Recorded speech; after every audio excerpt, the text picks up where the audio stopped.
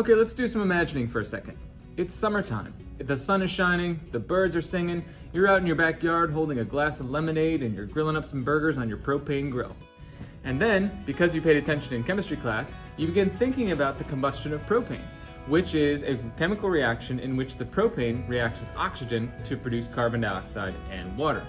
And then you begin to wonder how much carbon dioxide is actually being produced when the propane burns. And this is a very practical question because we hear a lot about carbon dioxide these days and how it's a component of the atmosphere and how humans are responsible for pumping tons and tons of it into the atmosphere every day.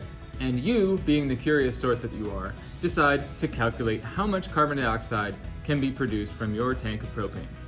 Just wait till after your burgers are done. You don't want to burn them. And now that your burgers are done, you write down the balanced chemical equation for the combustion of propane. There's propane right there. 1 mole of propane reacts with 5 moles of oxygen to produce 3 moles of carbon dioxide and 4 moles of water. And then you begin to wonder, how much propane are you actually burning? So you check your tank and it says about 20 pounds. Typical propane tanks contain about 20 pounds of propane when they're filled. And then you, being the smart person that you are, realize that chemists don't usually measure things in pounds, we usually measure things in grams. And so you do a little quick conversion and find that 20 pounds of propane is right around 9,000 grams of propane. So then your question becomes, what mass of CO2 is produced by the combustion of 9,000 grams of propane? This question is different from the ones in our previous video because in our previous video, we started with an amount of moles and we converted the amount of moles, and all we needed was the mole ratio in the middle. This one's different because we have a mass in grams that we're starting with, and we want to predict a mass in grams of the product that we want to find out about. So this is going to take a couple extra steps. Consider the hypothetical reaction substance A making substance B, and X and Y here are the coefficients in the balanced chemical equation. In order to predict how much B can be made from A, we will need the mole ratio. Remember that at the heart of every stoichiometry calculation is a mole ratio where you go from moles of one thing to moles of the other thing. And that's a mole ratio, that's not a mass ratio. So if you have your substance amount in mass, in grams, then you quickly have to change it into moles, that's one step. Then you can do your mole ratio, and then you can change it back to grams later on. So a total of 3 steps, 1 changing it to moles, 1 using the mole ratio, and 1 changing it back from moles. And your stoichiometry problem is going to look something like this. This is very typical for stoichiometry mass problems. You're going to start with your mass, and you're going to change it into moles like we have been doing for quite a while, 1 mole over its molar mass from the periodic table. Then once it's in moles, we can then apply the mole ratio. Again, A is on the bottom, B is on the top, that's what we want to find.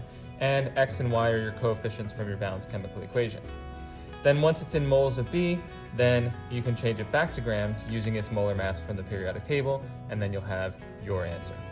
So in the case of our hamburger propane problem, we come up with this question. What mass of CO2 is produced by the combustion of 9,000 grams of propane? But first, I'm hungry.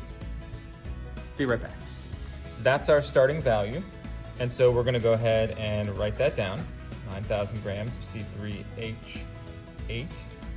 And then our first step is to change it into moles using the conversion factor 1 mole over its molar mass from the periodic table, which I can tell you right now is 44 grams per mole. Then, knowing that the grams of propane is going to cancel, we are now in moles of propane, and now I get to apply my mole ratio, which I'll put C3H8 on the bottom, moles of what I want to find on the top, moles of CO2, and then I go to the balanced chemical equation. There's a 1 in front of propane, and there's a 3 in front of carbon dioxide, so that I have a 3-to-1 ratio. And the last step is to change it into grams of carbon dioxide. So I'll put 1 mole of CO2 on the bottom and the molar mass of CO2 on the top, which incidentally is also 44 grams per mole. Now this makes the math super easy because not only do the units cancel, moles, moles, moles, and grams is what we want to end up with, but also we have a 44 on the top and a 44 on the bottom, and those will also cancel.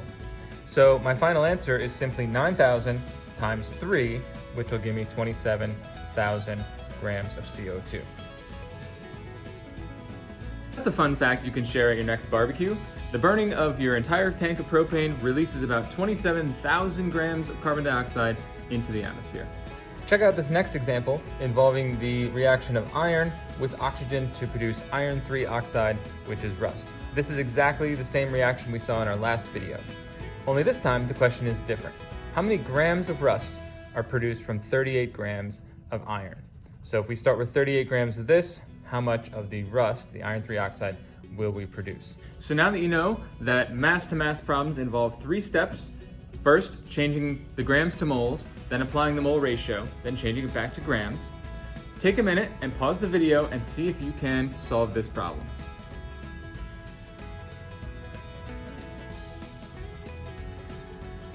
So if you got a value of 54.1 grams of rust, congratulations, you're doing a really great job. So now let's see the solution. To save time, I've already written it all out. 38 grams of iron we start with, then we're going to change it into moles using its molar mass from the periodic table. The mole ratio is 2/4, 2 what we want, 4 of what we start with, and the molar mass of iron oxide is 159. Multiplying across the top and dividing across the bottom, I get 54.1 grams of iron 3 oxide. So there you have it, 3-step mass-to-mass calculations. They're super useful in chemistry, backyard barbecues, and in life in general. Thanks for watching. Bye. Now, if I could only get a burger around here somewhere.